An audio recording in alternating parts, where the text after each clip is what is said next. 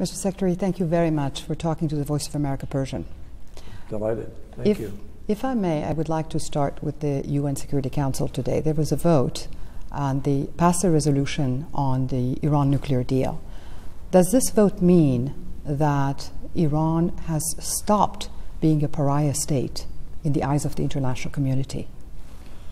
Well, what the vote means is that people are hopeful that the transformation is going to take place over the course of the next months and years. They're voting for the agreement. They're voting to support what Iran and 6 other nations agreed on in Vienna.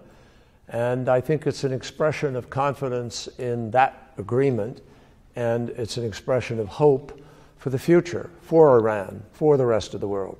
Obviously, that agreement is based on the hope that the nuclear problem will be resolved, that Iran will become a nation in good standing with the rest of the international community. But it's going to be proven not by a vote and not by the words.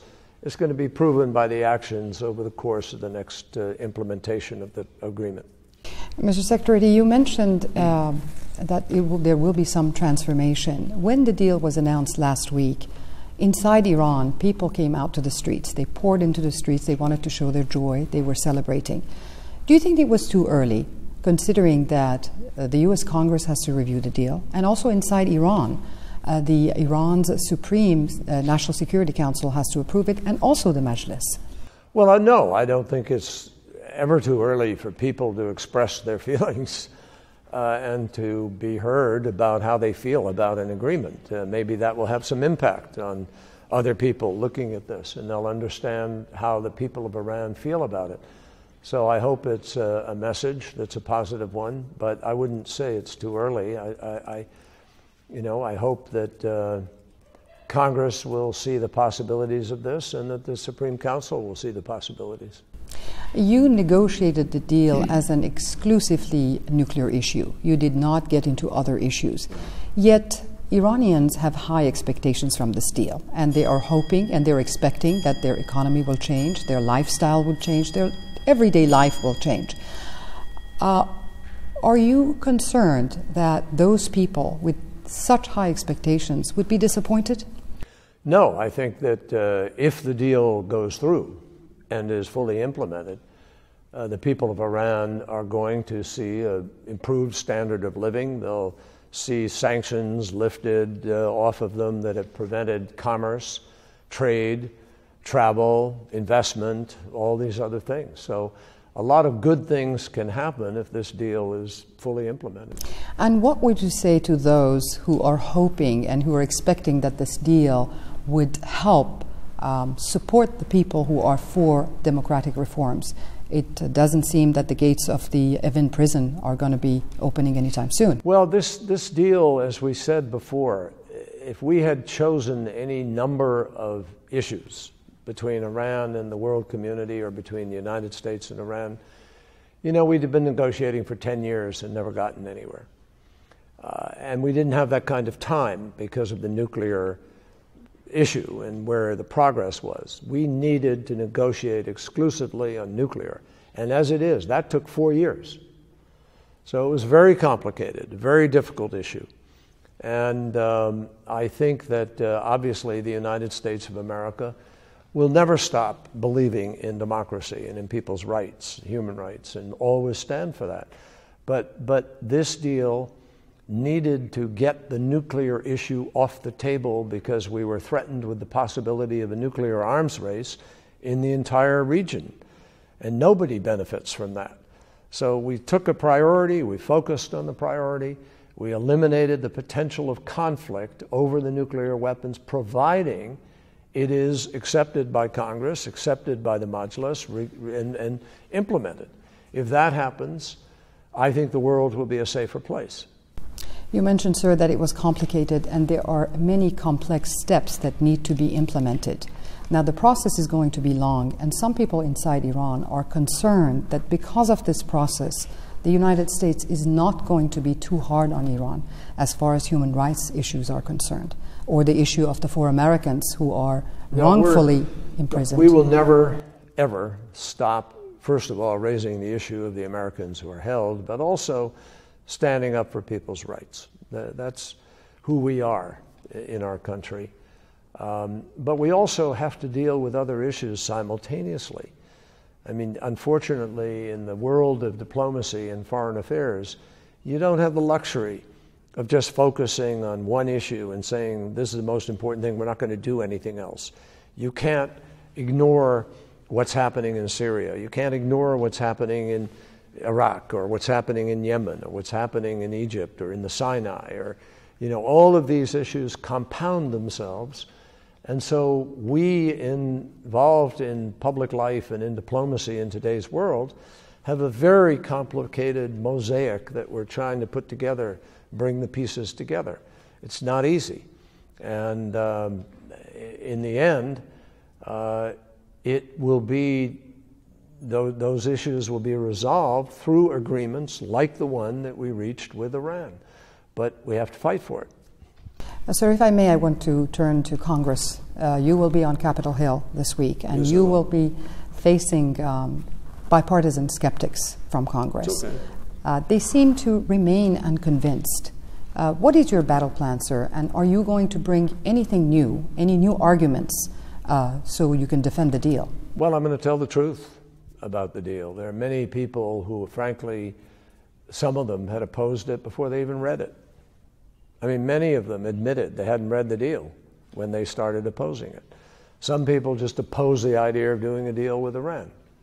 But I think when people really look at what is gained here, when they see that this is a possibility of actually doing away with a potential of a nuclear weapon, and of perhaps opening up the possibilities of other good things happening, of a new relationship, I think people will see the benefit of it. And obviously, there's a very powerful group of voices who are opposed to it, who spend a lot of money in opposition to it, and that's been heard. But I believe, I'm glad we have the 60 days. I think it will give time for people to really reflect and see that if you don't let this agreement go forward, you could be choosing conflict and war. That could be the alternative. Because if we don't have this agreement, then I believe the Ayatollah would say, why should I negotiate with these guys? They haven't delivered. They don't do it. Why would our colleagues in the world support the sanctions when they say the sanctions were supposed to be to get an agreement? But they got one and now they walked away. So the whole thing comes apart with great danger to the region. So you mentioned the Ayatollah. On Saturday, Iran's Supreme Leader Khamenei stressed that we do not negotiate with the U.S. About different global and regional issues. He said that we do not negotiate about bilateral issues. And he even said that the slogan, "Death to America," are still going to be heard in the streets of Tehran. Does this mean that the embassy right here on Massachusetts Avenue will remain closed, that there will not be any U.S.-Iran cultural relations, and that none of the businesses from the United States is going to go to Iran anytime soon? So if I may... Well, we have to explore it. I mean, on its face, it would seem that way. I mean, the statement was pretty negative and pretty dramatic, and, I have no reason to believe otherwise. But I'm an optimist in global affairs. I'm somebody who believes that what you hear today, you may not hear in 2 months or 10 months or whatever. I just don't know. And for the moment, that's not what we're focused on. We're focused on the nuclear deal. And we will do what we have to do to push back against other activities if we think they interfere with the security of our friends or with our security. We will do what we need to do. My last question, sir, is that we talked about high expectations from inside Iran. When do you think, realistically, that this deal is going to start working? And when do people, do you think that they will see real changes in their lives? Is it going to be... Well, Congress has 60 days. So September 19th, there should, by then, sometime, there should have been a vote. If that has happened, that becomes the day that the deal begins to kick in. And then after that, there are certain things that Iran needs to do, and the IAEA needs to do, and those things have to be resolved, all of them, before the sanctions begin to be relieved. So you're looking at somewhere about 6 months or so. It's hard to say exactly. It depends what happens. But I don't think there would be much felt before that. But I think September will be the critical moment when people begin to learn whether or not this will be, in fact, implemented. And does this include medicine? Does it include easier travel for Iranians to the United States? Well, it includes the